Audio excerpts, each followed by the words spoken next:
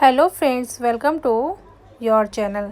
और आज हम बच्चों को ऐप की साउंड कैसे सिखाएं इस टॉपिक पर डिस्कस कर रहे हैं। So let's start. CAP cap, cap means टोपी।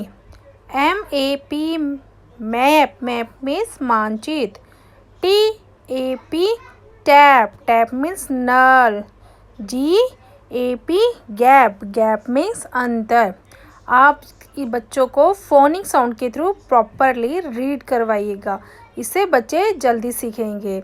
आप इसके अंदर मैंने फोनिक साउंड साथ में लिखी है, जिससे बच्चों को रीडिंग करने में आसानी होगी और साथ के साथ हिंदी वर्ड्स भी याद इजली हो जाएंगे।